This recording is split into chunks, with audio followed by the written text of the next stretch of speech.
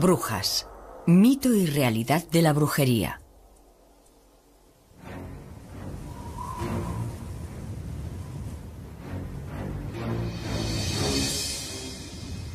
Existe en el diccionario una palabra tan controvertida y evocadora que su sola mención conjura una gran profusión de imágenes y sensaciones. Esa palabra es brujería. Round about the cauldron go, in the poisoned entrails throw. Giremos en torno de la ancha caldera Under cold stone days and y nights. cuaje los filtros la roja lumbrera. Poisoned venom. Oculto alacrán que en las peñas sombrías Boil thou first. sudaste veneno los 31 días. Double, Sé tú quien se cueza de todos primero, al fuego del bodrio que dora el caldero. En esta obra de teatro escocesa, Shakespeare nos habla de unas hechiceras que elaboran pócimas, predicen el futuro, reconocen haber provocado matanzas de cerdos, el naufragio de barcos y tormentas de viento. Para el resto de la gente era razón suficiente para justificar su persecución y ejecución en la hoguera. Estaban consideradas como instrumento del caos y autoras de todos los males, y el único modo de librar al mundo de su malignidad era el fuego purificador. En realidad, las brujas de Macbeth son un remedo. Son estereotipos. En lo que respecta a la verdadera brujería, una y otra vez nos ocupamos de un campo que contiene muchos mitos, muchas exageraciones. Estamos acostumbrados a la imagen del siglo XX, la imagen de la vieja bruja concebida por Shakespeare, la malvada anciana preparando sus brebajes en la olla y cosas así. Pero las brujas en el sentido tradicional jamás han sido realmente así. El paganismo, la Wicca o la brujería, o como quiera llamarlo, ha sido malinterpretado por la Iglesia y el Estado durante tanto tiempo que la gente no entiende realmente lo que representamos. Hay muchas connotaciones y conceptos falsos. La brujería es un conjunto de creencias muy antiguas. La creencia de que algunas personas obtienen poderes por otros medios para ejercer influencia y control es diferente del paganismo. El paganismo es la creencia en otros dioses, en un dios no cristiano. A pesar de que la gente suele confundir ambos conceptos, no tienen nada que ver entre sí. La utilización de 3 brujas en la obra refleja el folclore popular. Es un número místico, el comienzo, el centro y el final, las fases de la luna, el nacimiento, la vida y la muerte, la madre, el padre y el hijo. Incluso las propias brujas tienen su triple ley. Se cree que todo acto mágico emitido por una hechicera retorna con una fuerza 3 veces mayor. Por ejemplo, una acción de buena voluntad devuelve a la bruja la bondad por triplicado. Asimismo, si se utiliza la magia con fines perversos, las consecuencias serán nefastas. Sin embargo, cuando pensamos en las brujas, nos las imaginamos actuando contra el bien común. Nos vienen a la mente las historias de persecuciones, torturas y muerte. Para obtener la confesión de las brujas que se mostraban reacias a hablar, se inventaron muchos instrumentos de tortura. Se llevó a cabo un gran número de juicios y procesos para identificar a las brujas. En Inglaterra, Enrique VIII emitió el primer decreto contra la brujería en 1542. El segundo decreto contra la brujería fue aprobado en 1563, bajo el reinado de Isabel I. Castigaba con pena de muerte a todos los condenados por asesinato mediante brujería. El tercer decreto fue emitido por Jacobo I. Le aterrorizaban las brujas.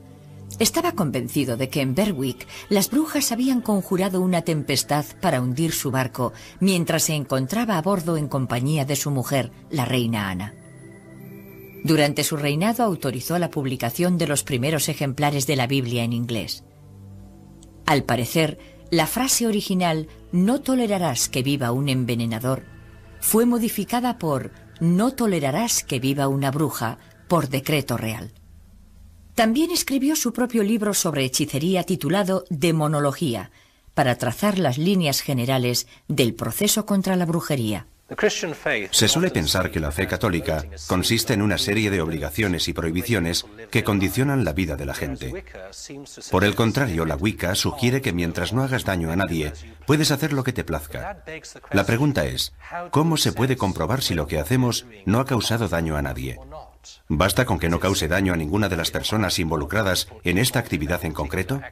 Y si así fuera, ¿cómo comprobarlo sin unas reglas objetivas a las que remitirse? En Europa, el temor a la brujería se convirtió en una epidemia. La Europa continental alcanzó las cifras más altas de procesos contra brujería y prácticas de tortura. Señores y campesinos se convirtieron tanto en acusadores como en acusados. El inquisidor, habitualmente nombrado por los funcionarios estatales o eclesiásticos del lugar, se valía de la tortura para obtener confesiones, utilizando cualquier sistema de coerción física que juzgara conveniente. Cientos de acusados fueron quemados en la hoguera. En pueblos pequeños y aldeas, las disputas entre vecinos podían resultar peligrosas. La posibilidad de ser acusado de brujería era terrorífica. La obsesión paranoica alcanzó proporciones inmensas. La mayoría de los acusados fueron mujeres, y en Alemania hay documentos que demuestran que en algunas ciudades la población femenina fue prácticamente exterminada. Un método típico de tortura fue la silla de las brujas de Bamberg. Estaba fabricada en hierro y cubierta de clavos. El reo era obligado a sentarse en la silla mientras se calentaba al rojo vivo. A la consiguiente confesión solía seguir la ejecución en la hoguera. En Inglaterra las brujas solían ser ahorcadas, no quemadas. La hoguera se consideraba un castigo por herejía, algo de lo que las brujas no eran acusadas. Las acusaban de mutilar a la gente mediante brujería, y eran juzgadas y castigadas por delito criminal por las heridas que habían provocado. Por el contrario, en la Europa continental, las brujas eran quemadas. Posiblemente esta sea la razón del concepto erróneo que se tiene de las brujas inglesas. Al igual que en otros muchos casos de la historia, el tiempo distorsiona y altera los conceptos populares, como es el caso de la silla de agua. Se cree equivocadamente que las brujas eran sumergidas en agua. Atar a la acusada al extremo de un aparato alargado y meterla en agua era un castigo reservado a las mujeres de carácter violento, gruñonas y maltratadoras. Este castigo era un modo de aplacar su mal humor. En la práctica era una forma de humillación pública muy eficaz. En el caso de brujería, el equivalente más cercano sería la prueba del agua. Un grupo de vecinos ataba con cuerdas a la bruja y la arrojaba a un río o un estanque para comprobar si flotaba o se hundía. Si flotaba, se interpretaba como que el elemento agua la rechazaba. Es decir, el bautismo era visto como un signo de culpabilidad. Si se hundía, probablemente era inocente. En ese caso había que sacarla inmediatamente por si se ahogaba. En ambos casos no era un castigo. Los aldeanos debían comunicar su presunto delito a un juez y éste debía proceder a establecer un juicio ante un tribunal.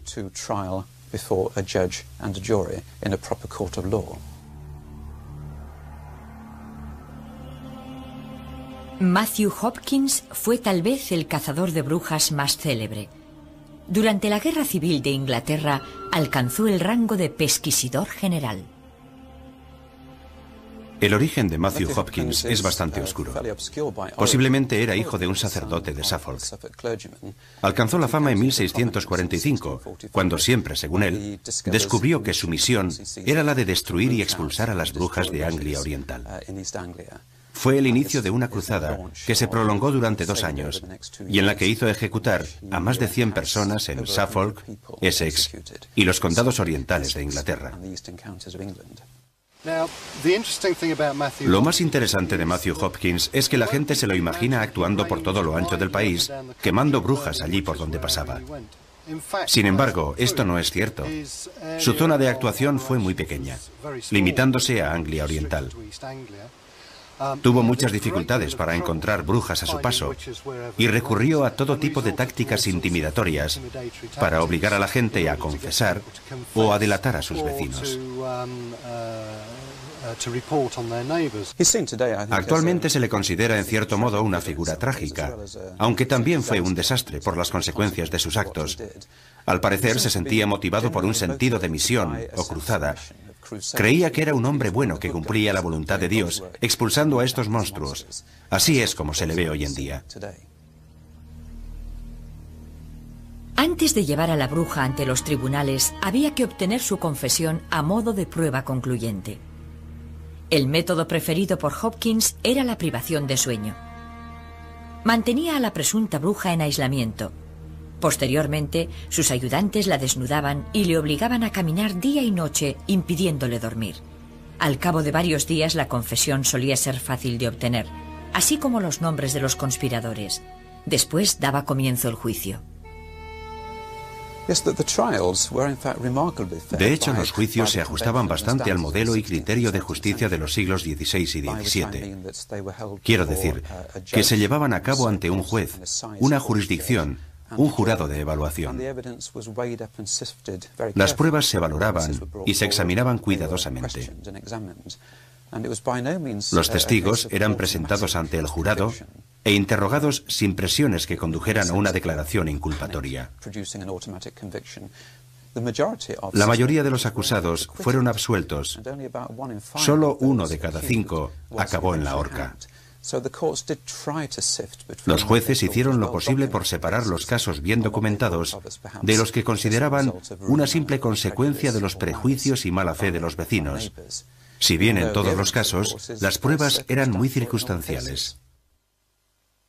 Al igual que las prácticas persecutorias, Hopkins también ha sido objeto de polémica histórica y malentendidos. Nadie sabe a ciencia cierta cuáles fueron las motivaciones de Matthew Hopkins. Tradicionalmente se ha pensado que actuó por codicia, pero me parece poco probable. Es cierto que recibió honorarios e hizo algunos gastos, pero en ningún caso fueron sumas de importancia, y al principio tampoco tuvo la garantía de que le fueran a pagar. Es posible que le agradara la notoriedad conseguida, pero las pruebas indican que en realidad fue un hombre mal aconsejado en cuanto a su misión. Se consideró a sí mismo un cruzado que estaba haciendo algo fundamental para librar al mundo de lo que él veía como un siniestro mal. Y la época fue muy significativa. Sucedió a finales de la Guerra Civil. Las estructuras se habían deteriorado bastante, y esto le dio la oportunidad de ocasionar más daños de lo que habría sido capaz en circunstancias normales, o sea, en tiempos de paz. En torno a Matthew Hopkins existe un verdadero misterio. Cuando la gente acabó harta de él y lo quisieron expulsar, desapareció. Nadie supo de su paradero. Se ha sugerido que pudo trasladarse a Norteamérica, donde prosiguió sus actividades. También hay otra versión según la cual se retiró y se dedicó a disfrutar de las riquezas acumuladas durante su etapa como cazador de brujas. Sin embargo, al menos uno de los autores que conozco ha destacado el hecho de que la compra de juicios por brujería pudo haberse producido en los tiempos en que vivió Matthew Hopkins, si bien oficialmente sucedió unos 50 años después de la fiebre inquisitorial. Yo lo dejo así. No tengo modo de confirmarlo o desmentirlo, pero es un pequeño misterio interesante. En 1692, en Salem, Massachusetts, las crónicas relatan que 3 niñas del pueblo habían sido iniciadas en la magia y las ciencias ocultas por Tituba, la criada de la familia. Empezaron a sufrir ataques y crisis histéricas inexplicables. Samuel Parris, el sacerdote del lugar, creyó que su comportamiento se debía a una posesión diabólica. Al principio las niñas acusaron a la criada Tituba. Esta admitió su culpabilidad por voluntad propia. Poco se sabe acerca de las prácticas de magia de Tituba, pero en general se cree que instruyó a las niñas en el arte del vudú. Entonces, las tres jóvenes empezaron a dar otros nombres de gente que no comprendía por qué les habían implicado. Entre el 10 de junio y el 22 de septiembre, 19 vecinos de Salem fueron ahorcados. En el caso de Salem, el proceso norteamericano, el episodio se inicia cuando unas niñas jóvenes, adolescentes o preadolescentes, aseguran estar poseídas. Ahora tan solo podemos especular con lo que dirían los psiquiatras o psicólogos. Pero ellas descubrieron muy pronto que esto les daba un grado de poder nuevo y asombroso dentro de su propia familia y de la comunidad. Normalmente la opinión de una adolescente no cuenta para nada en un contexto así. De pronto se han convertido en el centro de atención de toda la comunidad y descubren rápidamente que tienen el poder de la vida y la muerte sobre sus mayores al declarar que está poseída o es una bruja.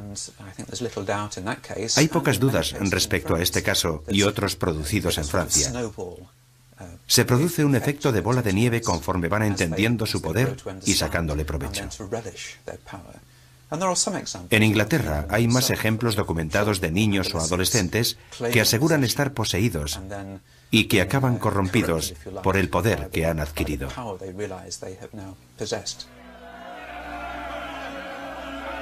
Finalmente, se levantó una oleada de rechazo contra los juicios.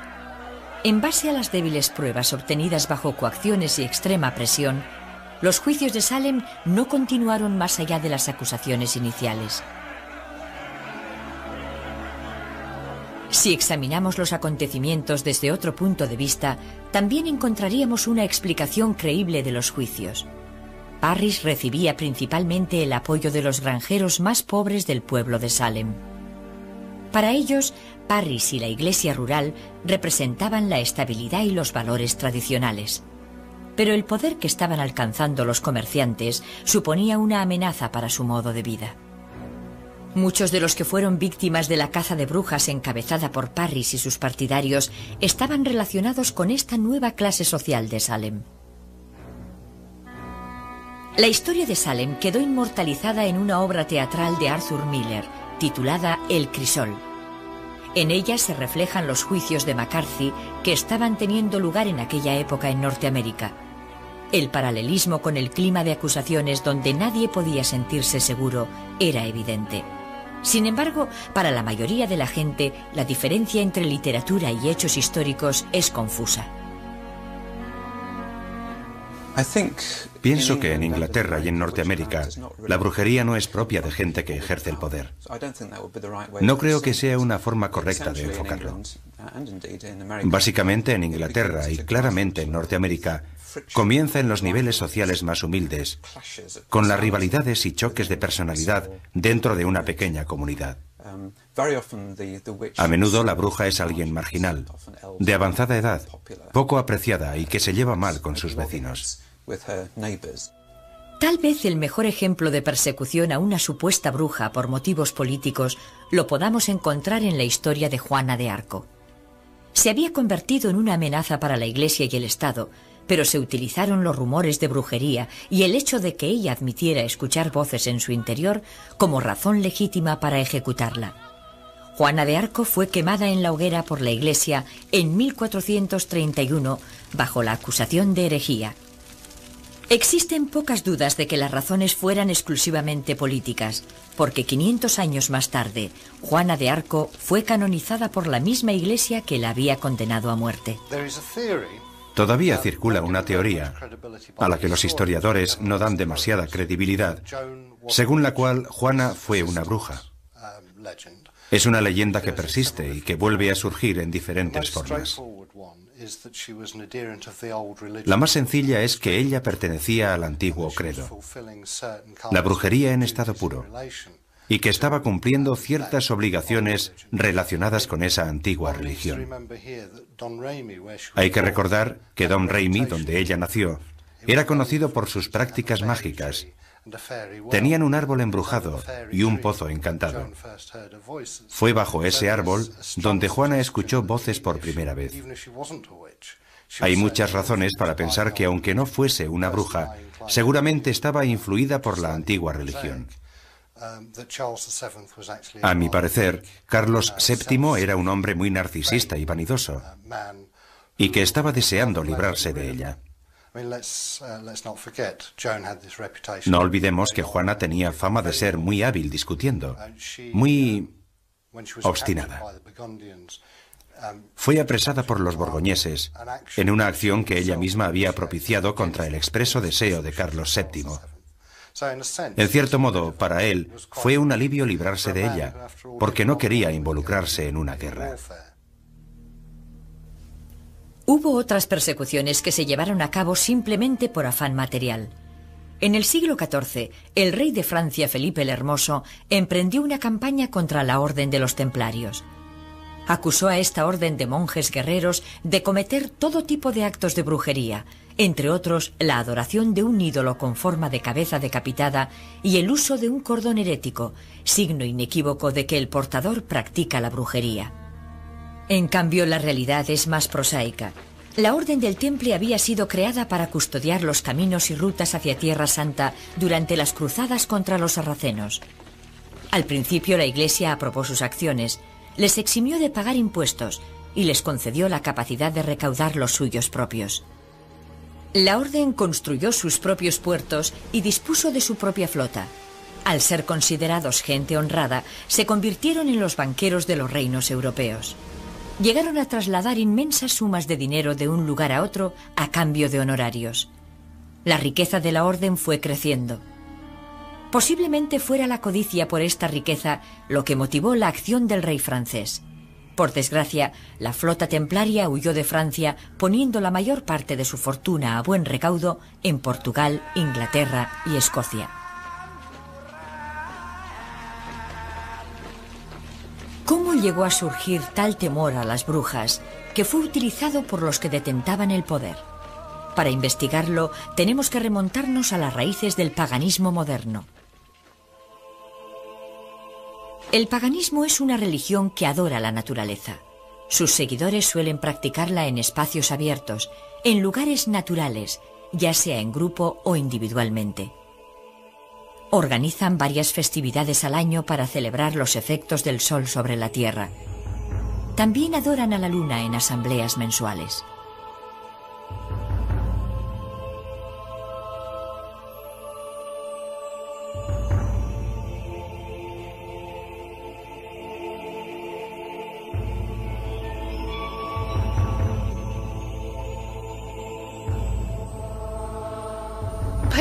El paganismo o la Wicca es el amor por la tierra, el amor por la naturaleza y todo lo que hay en este planeta. Las piedras, los bosques, los árboles, las flores, los animales, las aves y, por supuesto, nosotros creemos en la dualidad del dios y la diosa de la tierra. El origen de las creencias modernas se pierde en la noche de los tiempos. Se cree que a medida que la última glaciación se extendió hacia el sur, el hombre europeo creía en dos imágenes que explicaban su modo de existencia. La diosa de la tierra, que engendraba la vida en todas sus manifestaciones, y el macho cabrío, que experimentaba la vida y la muerte como cazador y cazado. Cuando los primitivos recolectores y cazadores se convirtieron en granjeros en sus cerros fortificados para posteriormente asentarse en pueblos y ciudades, se cree que sus creencias pasaron a estar más organizadas.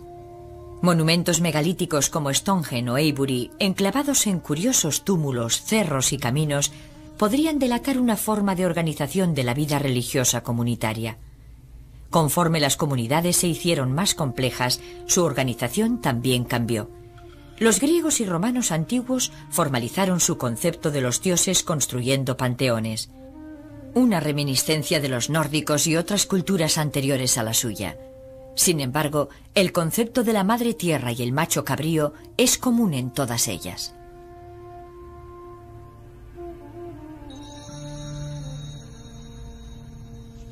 Con la llegada de la primitiva iglesia cristiana, se sembró la semilla de persecuciones venideras. En el año 325 de nuestra era, en el Concilio de Nicea, el emperador romano Constantino se enfrentó al problema de aunar las diferentes corrientes religiosas que existían en aquella época. Convertido al cristianismo, quería zanjar toda discusión en torno a la divinidad de Jesucristo. De su concilio salieron la Biblia y la primitiva Iglesia cristiana tal y como las conocemos. Al principio, cristianos y seguidores de otras creencias convivieron en armonía. Las principales celebraciones cristianas, como la Pascua o la Navidad, se establecieron en los solsticios de verano e invierno, que ya eran fechas rituales destacadas. La iconografía de anteriores creencias fue incorporada al cristianismo. Durante el Adviento, Cristo es comparado con el sol, como la luz del mundo. En muchas iglesias se puede encontrar la imagen del pastor. Yo más bien creo que las raíces de la fe cristiana no se encuentran en el paganismo. Se encuentran en el judaísmo. Lo que se halla en el paganismo es el modo de expresar nuestras creencias. Las fiestas cristianas surgieron allí donde se adaptaron a las costumbres paganas. Por ejemplo, Navidad en el solsticio de invierno, la Candelaria en torno a Imbolc, y así sucesivamente. Pero a medida que el cristianismo se extendía por la Europa rural, el pueblo llano apenas hacía distinción entre el relato de Jesús y María y su propia versión de la Madre Tierra y su Hijo. Apenas tenían miedo de los efectos del cristianismo sobre la política y el Estado. De este modo pudieron compaginar ambas religiones. La vida seguía como antaño. Los más sabios eran el centro de autoridad en pueblos y aldeas. A ellos acudía la gente en busca de magia, curación y profecías. Ellos eran los depositarios de la sabiduría de los antiguos. Finalmente, fueron conocidos en su conjunto bajo el término anglosajón de Wicca, que se podría traducir como el que da forma a lo desconocido. De esta palabra deriva el término witch o bruja.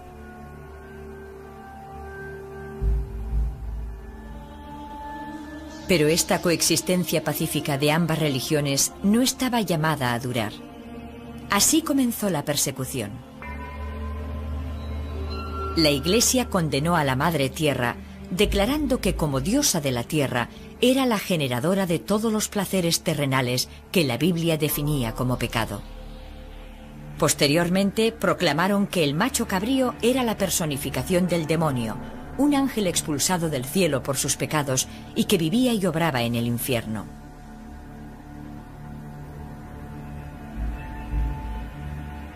El diablo medieval tiene cabeza de chivo, que podría venir del dios griego Pan o de la cabra Amaltea, nodriza del dios griego Zeus o del dios romano Júpiter. Así se establecieron unas líneas de combate cuyas consecuencias ya hemos observado.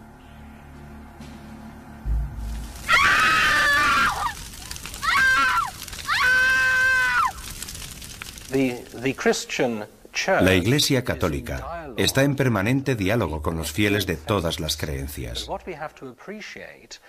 Pero debemos apreciar lo costoso de ese diálogo. En muchos aspectos, si la Iglesia estableciera un diálogo con el paganismo, habría que llevar a cabo una gran labor de base, del clero con el paganismo. Habría que dar prioridad a un intenso diálogo para que la Iglesia pusiera los esfuerzos necesarios en su diálogo. Nos encontraríamos con que no hay base común en términos de doctrina y credo, pero tendríamos un diálogo interesante en nuestra visión del mundo en términos de ética y rituales. A pesar de que la Iglesia del siglo X intentó descartar la existencia de la brujería y se aprobó una ley canónica declarando herética la creencia en la magia y la hechicería, las brujas continuaron practicando sus artes. En los siglos XII y XIII resurgió la adoración de la Madre Tierra. Los poetas escribían odas a la diosa bajo el pretexto de que se las dedicaban a sus amadas. Se construyeron iglesias y catedrales en nombre de María, la Madre de Dios, quien como Madre Divina había sustituido a la Madre Tierra.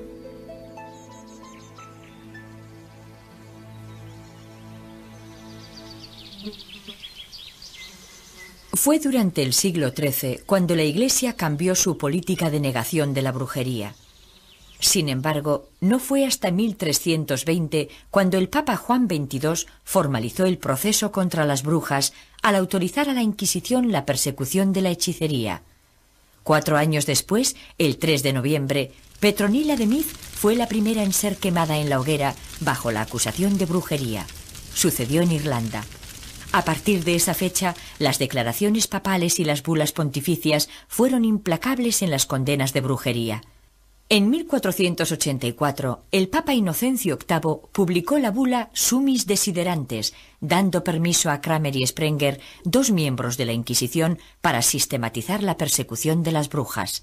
Juntos escribieron el Malleus Maleficarum, conocido como el Martillo de las Brujas. El Malleus Maleficarum era un voluminoso libro muy erudito y extraño, escrito por 2 monjes dominicos en el siglo XV, en el que explicaban con todo lujo de detalles lo que hacían las brujas, la organización del sofisticado culto al diablo.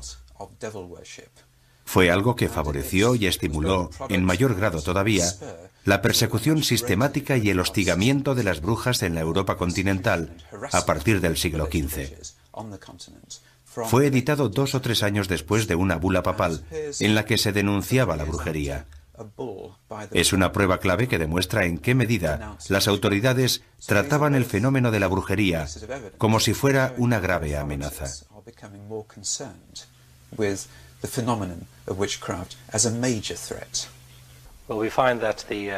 Vemos que el momento álgido de la persecución de las brujas tuvo lugar en la Edad Media y que fue el resultado de la alianza entre 2 estamentos sociales. Por un lado está la Iglesia, que persigue con saña la brujería, si bien la verdadera razón fue el afán por establecer su poder en el país, no tanto por mantener la pureza de la doctrina. No habrían podido ejercer su labor sin la ayuda del pueblo. Seguramente habremos visto películas donde la gente azuzaba a los perros contra los miembros excéntricos de la comunidad y los conducía ante las autoridades eclesiásticas acusándolos de brujería. Muy pocos practicaban la hechicería, tan solo era gente excéntrica. Viendo cómo colaboraron estos 2 grupos sociales, uno se pregunta qué es lo que había detrás de todo ello, y se llega a la conclusión de que se trata de inseguridad. Cuando una sociedad se siente insegura, como lo fue la mayor parte de Europa en la Edad Media, entonces se ceba en todo aquel que represente a una minoría, como las brujas en este caso.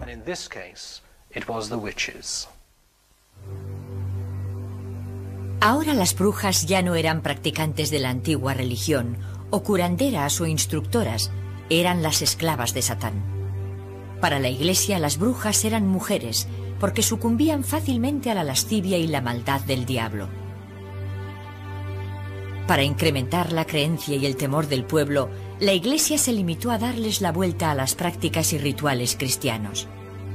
Las brujas adoraban al diablo en lugar de a Dios, remedaban la misa cristiana y disfrutaban de los placeres terrenales.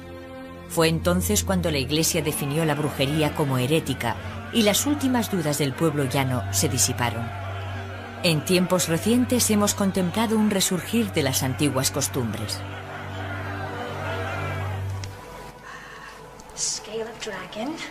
Colmillos de lobo, fauces de dragón,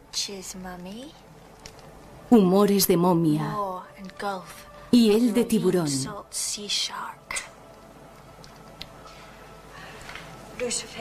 Abeto tronchado con luna eclipsada, de tártaro labios, de tuerto quijada. En la brujería moderna, lo más parecido a las pociones mágicas es el uso de hierbas medicinales. Con las plantas se elaboran ungüentos, pomadas, componentes medicinales y extractos. Se utilizan principalmente como remedios curativos y como protección, y se dice que estimulan la meditación y atraen las energías telúricas. Las personas acusadas de magia blanca, igual que de magia negra, sí que elaboraban extractos de hierbas, pero no creo que este hecho de por sí fuera visto en aquellos tiempos como magia. Además de los brebajes, había que añadir algún tipo de conjuro ritual, un encantamiento o algo de rasgo sobrenatural. Si nos fijamos en las brujas de Macbeth, todas ellas están depositando ingredientes en la caldera, pero al mismo tiempo recitan sortilegios y fórmulas de hechicería. Eso es lo que le otorga la dimensión mágica. Cada año, muchos paganos ejecutan un ritual de sanación para demostrar su devoción por la tierra. Se reúnen en diferentes lugares del mundo para agasajar o sanar a la tierra con su amor. El ritual que se lleva a cabo está destinado a devolverle a la tierra parte de la energía que les ha entregado, centrándose en los recursos vitales que proporciona el planeta.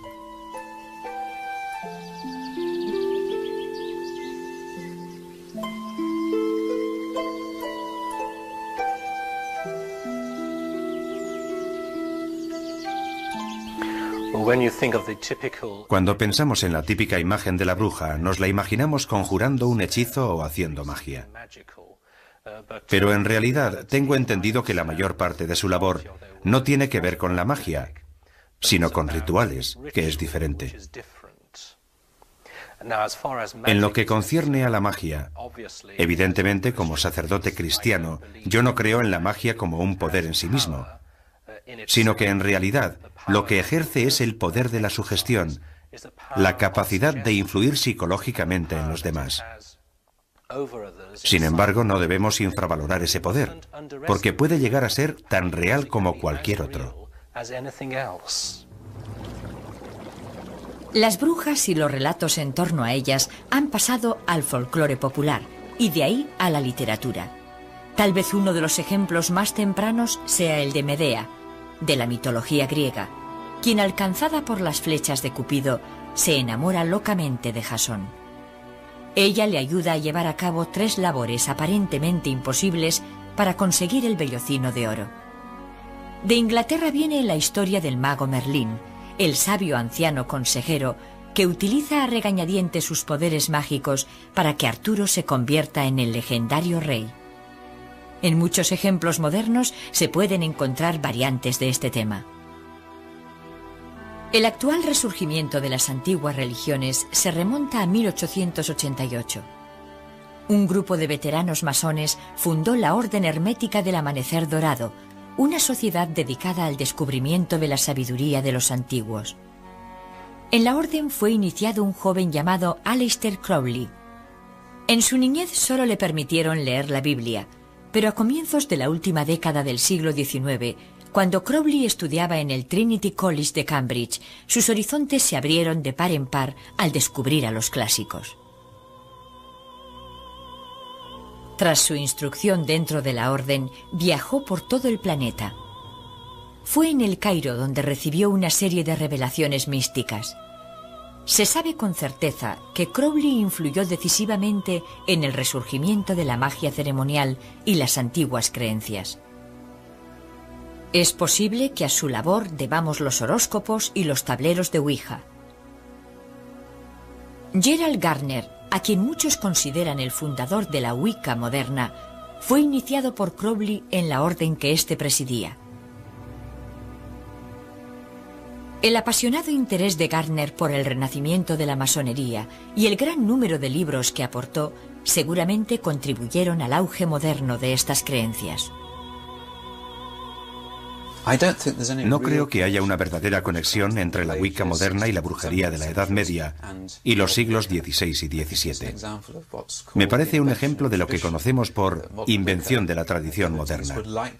A la Wicca moderna le gustaría que existiera tal tradición, tal conexión. Están intentando recrear lo que ellos piensan que sucedió o lo que les gustaría que hubiese sucedido, pero está universalmente aceptado como un fenómeno nuevo.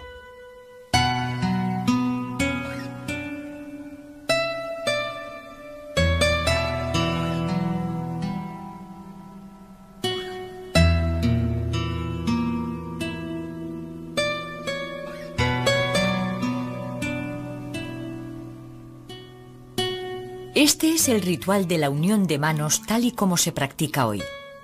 Al igual que todas las religiones, los paganos celebran la unión de una pareja con una ceremonia nupcial. La acción de la unión de manos es parecida a una boda en ciertos aspectos. Sin embargo, hay algunas diferencias. El término de unión de manos no es simbólico, sino literal. Los contrayentes son atados por las muñecas mediante un cordel y permanecen así durante 24 horas. Así es como declaran su amor mutuo y la sinceridad de sus votos.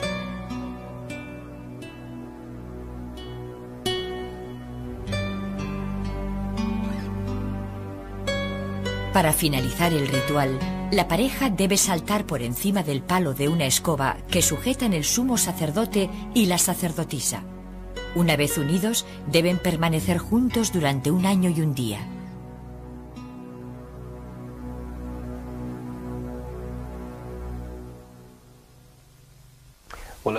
A lo largo del siglo XX, la gente ha intentado encontrar algún tipo de creencia que les proporcione respuestas y soluciones a todos sus problemas. Lo han buscado en la ciencia y en la política, y han descubierto las limitaciones de ambas. Ahora, en el cambio de siglo, la gente busca otra cosa que les ofrezca respuestas a las preguntas que formula su corazón. Lógicamente, buscan en el ámbito de la espiritualidad, y ahora contemplan la realidad con mayor libertad. Miran a las iglesias mayoritarias, pero a la vez a las que han estado situadas al margen. Pese a que la adoración de una diosa femenina ya no sea motivo de odio, hay algunos que aún lo temen y se siguen produciendo malentendidos que pueden tener fatales consecuencias. Según un informe, en 1997, en una pequeña aldea de Rusia, 2 hombres intentaron matar a una familia completa porque creían que una de las mujeres era bruja. La mujer sobrevivió a la brutal agresión, pero otra mujer murió y 4 niños tuvieron que ser hospitalizados por heridas graves. Los hombres reconocieron lo que habían hecho y acusaron a la mujer de haber hechizado a uno de ellos. Tal vez esto explique por qué la comunidad pagana sigue existiendo bajo un velo de aislamiento y secretismo. Lo importante de la brujería moderna es que se trata de un intento muy serio y sincero de volver a una especie de religión terrenal, una religión natural. Ahí es donde reside su importancia. Podemos apreciar que, en cierto sentido, la brujería moderna conecta muy bien con el movimiento ecologista. La preocupación por el medio ambiente, el regreso a la naturaleza y el respeto por la tierra. Eso es lo más importante de la brujería moderna. Se trata de vivir en armonía con el orden natural. Si buscara una definición que resumiera la brujería moderna, sería esta. Ante tanto escritor moderno que relate historias de brujas y hechicería destinadas al público infantil, a la pregunta de ¿cuándo nos volveremos a ver?, la respuesta más probable será el martes tengo tiempo. Practicar la magia bajo el azote de una tempestad, donde llueve a cántaros y el viento agita los brezales, ya no implica temer las consecuencias de la persecución. La tortura y la hoguera han dado paso al entretenimiento y una nueva fe fundada en las antiguas costumbres. La brujería queda reflejada principalmente en la literatura y los medios de comunicación bajo la imaginería tradicional. Lo que vemos ahora está a años luz de las verdaderas prácticas del arte de la magia.